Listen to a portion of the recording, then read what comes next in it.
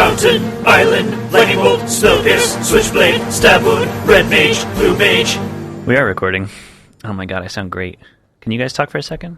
Yeah, for sure. Stop talking. Fuck you. I sound great. No. I always sound like trash, so it's fine. This is my studio. Thank me. That's right, Josh. It's my studio. I like the fact that you guys invited me to just make your podcast better. So when it's just the two of you and I'm not here, it's like, look how much better it is. Wow. They're probably right. Our plan has been foiled already. Whoops, sorry. Hi, everybody. This is Red Mage, Blue Mage. I'm Kenny, and I play Blue. I'm Amber, and I play Red. That's right. That's correct. And we have with us special guest, Echo Roanoke. What's up, guys? And Echo plays, I would say, Blue-Black. Blue-Black or Esper. Yeah. What's Esper? I don't know. Blue-Black, white. Ooh. Little extra splash in there. Gotcha. Yes, and I'm sure we'll be getting into color combinations in this show. Actually, I wanted to go ahead and give our info, our email and contact info here at the beginning. At the beginning? Yeah. Why? So we can just get it out of the way. Oh, okay. Because we always forget at the end. We always forget. Yeah, Yep. You're right. So you can email us, redmagebluemage@geekspective.com. You can find us on Twitter at redbluemtg. I'm at Wolfmere on Twitter. I'm at Rocket Orca. I'm at Echo Roanoke. So if you want any more of this incredible content that you're about to get a face full of, you know where to find it. And we are still looking for people to send us suggestions of things they'd like us to talk about, decks they'd like to see built, topics for debate, anything. Any of our various segments. Flavor Town. You let us know. My favorite town. Yes. We'll be going there pretty soon, don't you worry. But we wanted to, before we get into anything else, we all played Magic together in one place. Yes. When was that? Like a year ago, like 3 weeks ago. God. And it turned a lifetime ago. A lifetime ago, it feels forever. like. Long enough for 1,000 lifetimes. So let's catch up in In the Magic Catch-Up Storm. We're playing Magic. Oh my god. Womp womp womp. Magic Catch-Up Storm. The blender. I should just bring in a blender and go. But that's not what a blender sounds like. Sounds like a party trinket. Yeah, so we all played Magic at a little event called Roll Plus Con, Yes. which is it's mostly like a D&D role-playing game, D&D B&B, Yeah, I call it D&D and B&B. I'm a co-founder, which I guess is a thing, by the way. the D&D B&B. Yeah, it is a thing. Where We it's- stole it. It's like not really a convention. It's just like a get-together with your friends at some house that you rent. And sometimes it's like a few of your friends, and sometimes it's like 30 of your friends. And sometimes it's not a house, and And- just like a shack in the woods. Sometimes It was a little more than a shack. It was true. sometimes it's a pentagon that you share with future farmers of America. Yeah. No, it was And a teenagers. octagon. It was It's really a giant wrestling ring. Oh man, we got opportunities for next year. Yeah. It was really great. The very first thing was the murder mystery, and it was a dress-up murder mystery. And I yeah. was walking from like the sleeping quarters across the campus where all the FFA kids are to our private like gaming Yeah. area, and I had on my disturbing like black coat and a mask and a fake gun in a holster. And I was like, you And he can't. was like, "You should probably take some of that off before you go across." All these kids. It's like, yeah, that's probably a good idea. But among all that role-playing that happened, there's also a fair amount of magic, a lot of which was instigated by me. Yeah. Oh, yeah. Because instead of running games and having to prep and all of that nonsense, I just brought man. magic cards. Who wants to do that? It was a pretty genius plan overall. It was great. And so the first thing I wanted to get into, because we all played in this game, I organized a commander game, a 6-person commander game. Yes. With the extra twist that it was a plane chase commander game. So plane chase, I think we've mentioned it previously, but basically it's a deck of oversized cards that represent the planes that you are battling in, and they have unique effects, and you can roll a special die to try to get to a new world, and they have chaotic effects, and just bring a whole new element to the table. And we all played in this along with a few other people, and I thought we'd just start by talking about what decks that we played. Okay. First off, I had never played Plane Chase before.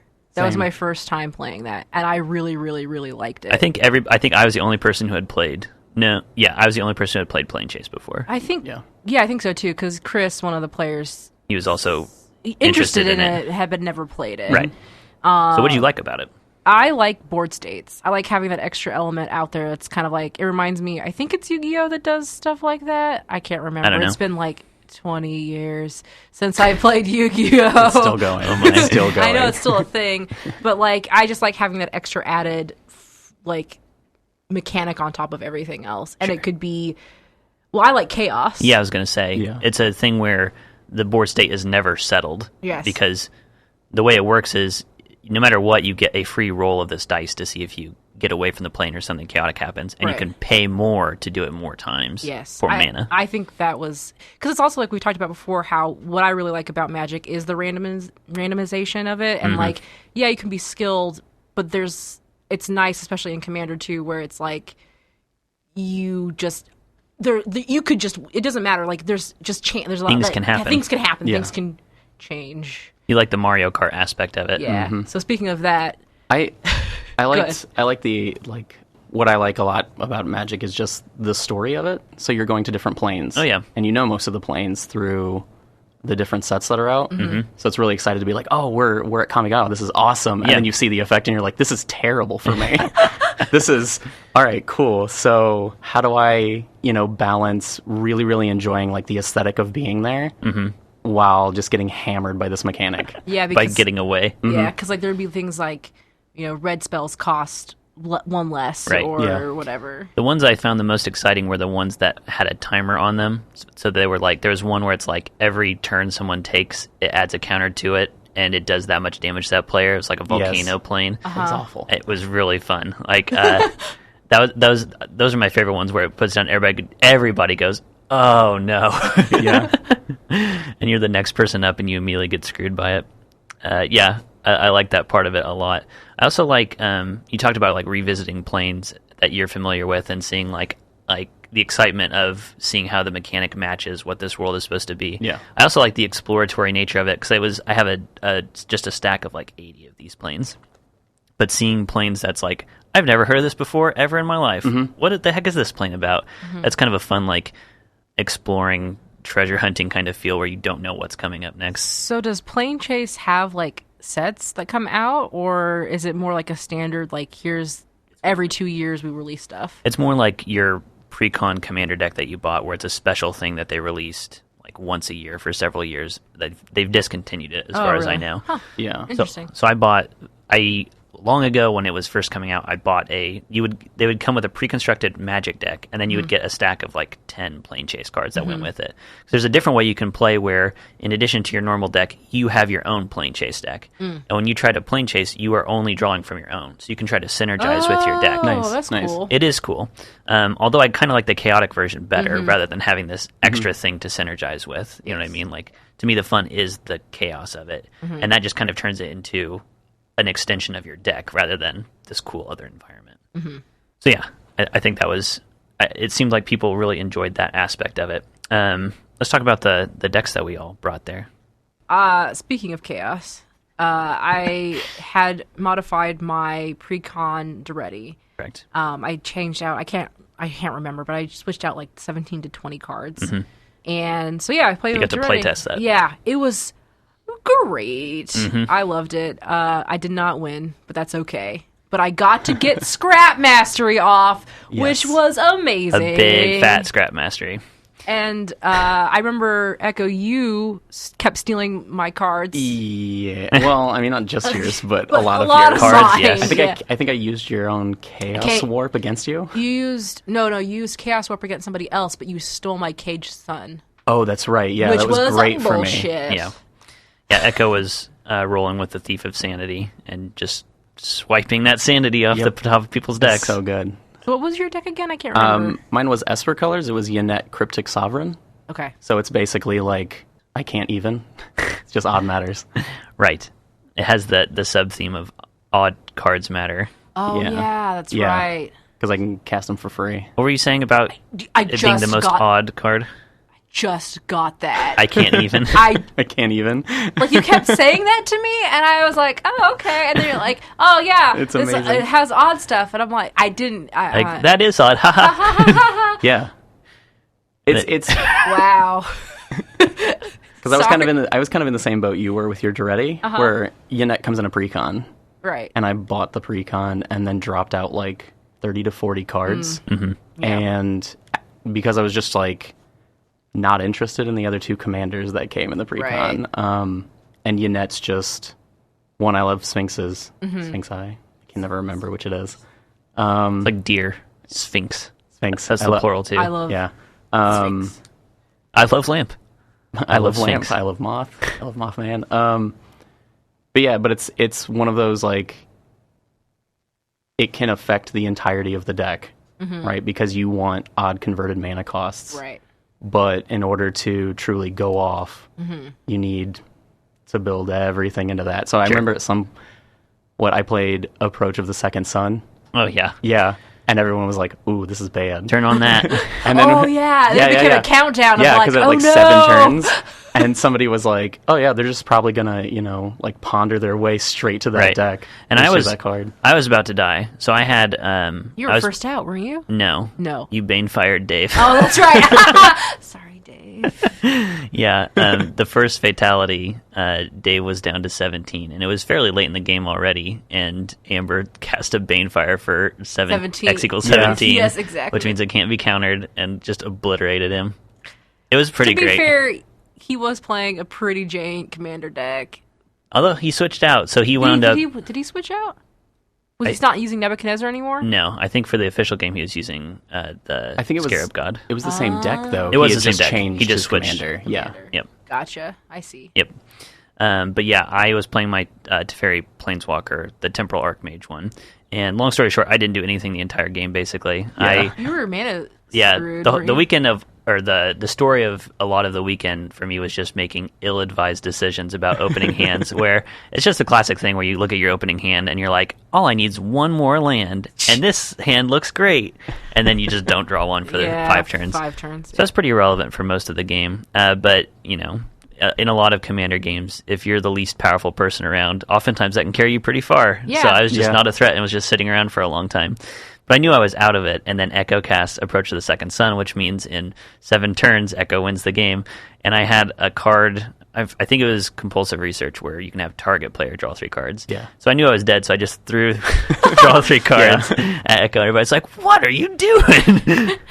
I was like, I want to name the next regent. Yeah, it was great though because like until I played Approach the Second Sun, the game was kind of just a me little and bit back and forth. Yeah. It was. And then everyone kind of was like, "Oh no, Oh, no. we got to get moving. Everyone like the game kind of just ramped. Yep. Yeah. It definitely picked up after that. And then, so Amber, you went out. Who took you out? I think it was either Chris or JB. So you got taken out, and then ultimately the resolution was because the game had just been going for so long. The remaining 3 players, Echo, Chris, and JB, agreed on a 3-way victory and split the prizes amongst themselves. I walked away from the game. I think I really enjoyed it and thought it was good. I definitely walked away thinking about, as a person who was essentially running the game, this is a thing that's supposed to take up a 2-hour slot, roughly. I was trying to think about different ways that I might push the pace a little bit, like push people to keep going. Because, I mean, anybody who's played in these big Commander games, it gets kind of rowdy and out of control, and people aren't paying as much attention. And that's a problem you run into in role-playing games, too, especially when you get a bigger table. So it just, I don't know. What did you guys think about the pace? I think it was kind of slow, but I didn't mind. Like, I didn't mind that. It's just like sitting around a kitchen table. Yeah, just playing. I mean, it wasn't like agonizing for me. Didn't feel like dragging on. Yeah. Well, I think the beginning portion of it for at least the first hour or so, because it was a 2-hour block, but I think we played closer to 3. Yeah. Yes. Right. We had wiggle room for sure. Yeah, but I think it's kind of that trepidation where you've got 6 players, and it's like Nobody wants to make the first move. Yeah, once somebody hits someone, it's on. Yeah. That's it. And so we were all kind of like trading little jabs. Sure. Me stealing all of Amber's stuff. Yeah. With That Thief was of Sanity. unfortunate. That was unfortunate. But then like once things started rolling. Yeah, it like 3 players dropped relatively quickly, and then the rest of us were just kind of like board wipe, rebuild, board wipe, rebuild. Right. Okay, let's just. And then you were all eyeing the prizes, and you're like, yeah. we could all get a piece of this. Yeah. JB was very diplomatic about that. Yeah. I was like, okay, I got killed, and then immediately the game was like, we're gonna divvy up the prizes. And I went, oh, what? Real Well, cool and- guys. I mean, to be fair, from a person who was still in the game, we still did several rounds Yeah, it's after true. you were out because you guys true. just sat at the end of the table talking. Yeah. But yeah, it worked out really well. It was a good game. I was okay with that. It was good. You need to get Void Winnower in the I Can't Even deck. Working on it. Okay, good. Yeah, working Good. on it. Trust me. I mentioned that at Roll Plus, but yeah, that is the I Can't Even card to go in there.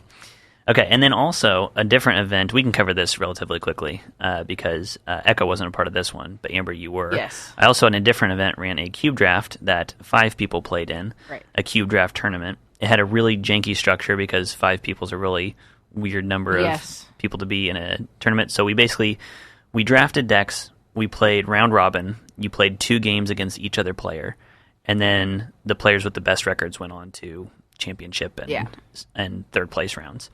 And the decks that wound up getting made, I definitely want to talk about your deck, Why? Amber, because Let's not talk about it. so Amber drafted Soul Tie Super Friends. She drafted a planeswalker. I hate planeswalkers. That sounds great. And I don't like the colors that I was playing. You skipped your favorite colors. Red, no white. Right? No, wait, what did I do? No, you Soul had Tie is what? It's been too long. It's Soul been Tie like is green, blue, black, right? yes. yeah, so no red, no white. Yeah. Which is very odd for me. Very as odd as you can get. And why don't you talk about the very first game that you played with Seth? That took 20 hours. So everybody is playing their other matches against each other. We're going through, finishing rounds, going on to the next one, and we look over to Amber and Seth, and we're like, "Okay, so where are you guys at? You almost done?" And they're like, "We're still in game one." It was just, I guess, I don't know what it was. What was Seth's deck? Seth's deck I have labeled as Jund Ass Jund. Which means what? So Jund is red, green, black. And he just basically... God. And Jund traditionally, it doesn't necessarily have... I'm not saying this is a bad thing, because this is just what Jund does. Yeah. It doesn't really have a game plan. It just plays value cards. It just gets value with every single card that it plays. Oh, I see. And so he was playing this slow, grind you out with value kind of deck. And you were playing this... Build loyalty, getting... Sit behind a wall with planeswalker shit. Yeah. The only thing I remember from my deck is the Kyora, the Crashing Wave. Yes, because you successfully ulted her Twice. Whoa. Yeah, I got those Krakens. one with Nice. Krakens. Nice. Yeah, so just glancing over your card list Wait. here, You have a list of my cards? I have an image of your deck. I What? deconstructed afterwards, and I'm analyzing it. That's just... Wait. Don't look. There's other I- things here. This is how you learn. So you took my deck after we're done playing? Did you Yes. use everybody's deck? Yes. You have pictures of everybody's deck? Yeah, Ooh, without anybody's consent? I guess they're all your cards. Never mind. Doesn't matter. that's right. So you had your super friends. You had Kiora. Uh-huh. You had Freyalise, Okay, yes. mixed the little Llanowar elves. you Yes, had yes. Obnixilis. I love Obnixilis. Nice. You had Soren Markov. And at the very top end, you had Garruk Apex Predator. Yeah, Garuk! Wow. So you had a lot of planeswalkers. You played with Icy Manipulator, It didn't come into play. Whoa. Didn't come to play much. which is one of your most BS cards. I just kept it back, but I never used it out of principle. out of principle. You also had Tide Hollow Strix, Demon Lord Belzenlock. I saw in that very first I love game, Demon Lord. I thought you were... The board position I saw, it looked like you were out of it, but then you played Demon Lord Belzenlock and flipped Freyalise, and played Freyalise, and then killed some artifact or enchantment that Yeah. Seth had, and that kind of got the ball rolling, got you Right. back into the game. Right. So very far outside your comfort zone. How did you feel about it? I liked making Krakens. That was pretty fun. You liked making 9/9 creatures? Yeah, I was just surprised that it could even happen because I'm so used to just being like planeswalkers come out and they never get They don't get to ultimate. they don't get to ult. Yeah, so it was really cool to have that happen Very cool. twice. Yeah. I think it's kind of an underrated... I think, at least in my cube, Kiora's ult comes up more than you would think, and more than other Because she planeswalkers. doesn't seem very threatening at first. I think that's part of it, is one of her +1 or whatever it is make something so it doesn't do damage. Yeah, I can just pick a one and it's like, okay, whatever. You're just building to the ult. Yep. Yep. Yep.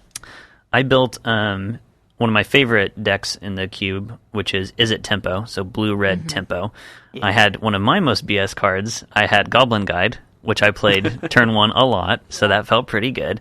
I had a game where I turn 1 Goblin Guided and then turn 2 Phantasmal Image into another Goblin Guide. Wow. So I was a big piece of shit. I had deck Faden, rip. I had Lightning Bolt.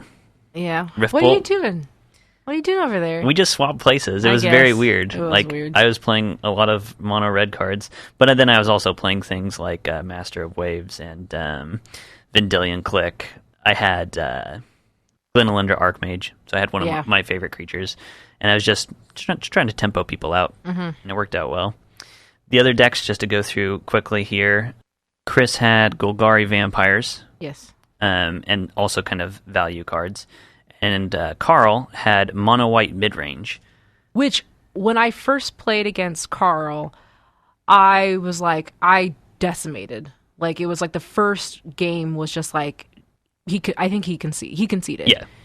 And then I was like, oh, what is going on to your deck? He just had a bad hand because his deck was really strong. It was really tuned. It was really ridiculous. Yep.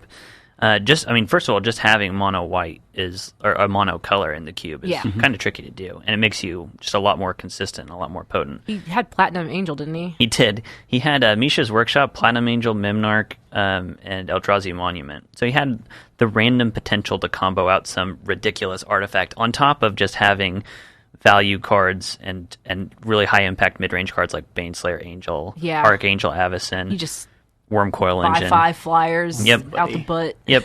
And he had like the suite of the 3-drop knights, which are like 2/2 double strikers. Like he had all of them that are in the cube. My God. Nice. And he had Honor of the Pure. He just went off. He drafted well. He drafted really well. Yeah.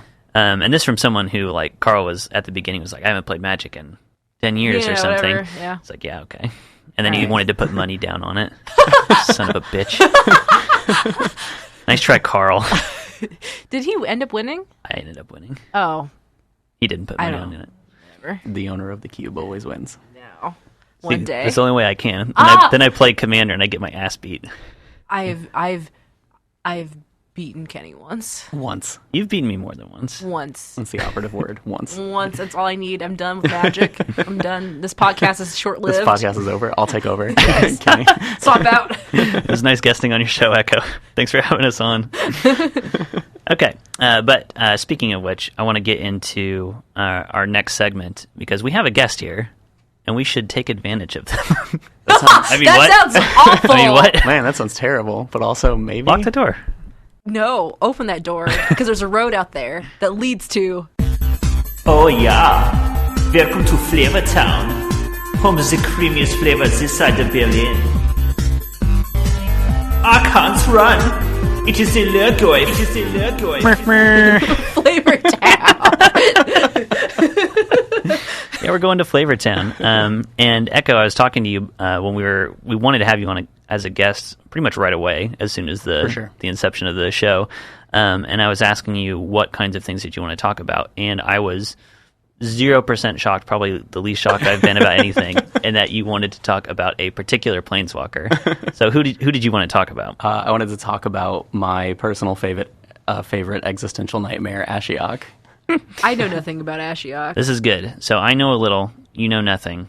Echo knows things. I know a decent amount. I wasn't actually playing when Ashiok was first introduced. This is Theros. Yeah, it was Theros. Okay, I was going to say really introduced. So I don't know all of the details, but I know a good portion of them. Well, that's way more than I do. Yeah. So hit us up. So my understanding is that Ashiok showed up on Theros, and no one knows anything about them. And it's super important to know that there is just, like, it's canonical. Ashiok is just a giant question mark in all kinds of ways. Right.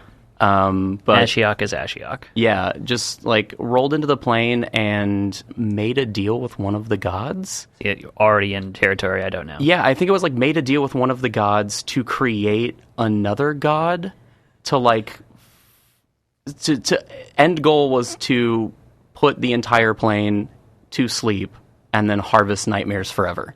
Huh. Yeah, like, it was a real grandiose plan, but it was also kind of, like, sideline to the actual main story, I think. Question. Yes. Theros is where Gideon's from, correct? Yes. That's just like the Kytheon. Greek. Yep. Yes. Yeah. Rip. Yeah. Yeah.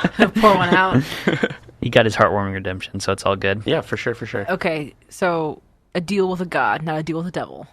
No, it was, because the whole thing about Theros was devotion. That's where that whole mechanic came about. Oh, okay. And Theros, I can see why Ashiok would be interested in Theros, because a big part of the world building of Theros is that the world of the gods is called Nyx, and it's synonymous with the world of dreams. Okay. So when mortals dream, the idea is their consciousness is going to Nyx. It's going to this other plane. Gotcha. So nightmares are important to Ashiok because why? That's like Ashiok's power source. Oh. And so the backstory of my understanding is if you've seen the art for Ashiok, is they don't have the top half of a head. Yeah. Mm-hmm. Like there aren't, like right above the ears, it kind of turns into weird horns, and then it's just smoke for the top half of the head. And apparently that's because they've been doing this nightmare magic for so long that it's rendered them effectively a nightmare version of a planeswalker themselves. Okay. That's pretty cool. Yeah. It is cool. Nightmares eat your face off. That's what I'm hearing. The top half. Yeah, but not like crunchy. Like it's like real nice and smooth looking. Like it almost looks like it was a deliberate artistic choice on Ashiok's part. Oh, that's Ashiok interesting. is fashionable. That's right. Oh, I'm looking at a card that has been handed to me. Nightmare Weaver. We've talked about this. We have. You can go ahead and read the card again, though. So, Ashiok, Nightmare Weaver, 1 blue, black. +2. Exile the top 3 cards of target opponent's library. Your -X. Put a creature card with converted mana cost X, exile with Ashiok, Nightmare Weaver onto the battlefield under your control. That creature is a nightmare in addition to its other types. And then -10. Exile all cards from all opponents' hands and graveyards. Really like the flavor of the first two abilities in tandem. The idea that Ashiok is pulling things from your mind, your library, and then making your nightmares real. That's super cool. That is cool. I have never used the second ability. Really? Yeah. You only want to mill? I mean, I like my entire strategy, if there's anything I learned from Roll Plus, was use everybody's stuff against them. Yeah. And so I like to the mill, but then take from the graveyard, but then destroy the graveyard before anybody else can do it. Like Yeah. just exile the whole thing. That makes sense. That would have been bad for me with all my artifacts. With all my in scraps. With all my scraps. I can't get those. I can't master my scramps. Yep. They've all been taken from me. That didn't happen, though. No. No. Ashiok, as a card, I've got it in the cube, and the mill strategy is a very real thing in cube where you're looking at 40-card decks. Oh, yeah, for sure. Ashiok just can be a win Be condition nice with by the new themselves. Jace. I mean, Yes. the new Ashiok that just came out in War of the Spark, I've already seen some fairly competitive mill decks Yeah. that run 4 of them. Would Jace be in there, too? Because that whole... Jace is it's like a self-mill. Yeah. Yeah. And Ashiok, that Ashiok can't hit yourself. Does it say target? It just says target player, right? It says target opponent. Dang it. Yeah. And then Boo. the ultimate only hits opponents as well, but the ultimate hits all. Oh, right. Which Yeah. is super great in Commander. Right. Right. Ashiok. You're talking about the Theros storyline, and I know a little bit about it. I know that Xenagos is like the primary villain of Theros. Xenagos is a satyr, is basically like Dionysus. You're just shaking your head at me. Jeez. And they're native to Theros. Xenagos was, and his whole plan was he was a planeswalker, so he walked away and he saw that like, oh, there's this whole other universe and the gods aren't everything, and my powers are actually kind of piddly when I go walking around the universe. I want to be a god. I'd rather just be a god. Yeah. And so Xenagos is applying to become a god, and I guess Ashiok was trying to help with that to further their agenda. Because like if I help you, you help me, Right. kind of deal. Yeah, I help smart. make you a god. And then you with your god powers help me put everybody to sleep. Right. Well, That sounds good. Xenagos became the god of revels. I bet the idea was that they all party so hard afterwards, they revel so hard that they all pass out the next day, and when they're Have all a bad trip. Yeah, that's right. And while they're all like having a bad time the next day, Yeah. Ashiok comes in and says, "Yeah, Great audio right there. That's right. sorry, future Kenny."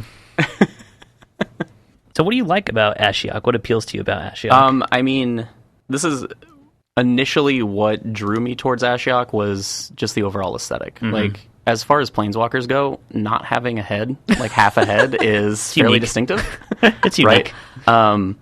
But also just like the inherent story in just Ashiok, regardless of where they turn up, right? That they are there to create and harness everybody's deepest, darkest fears.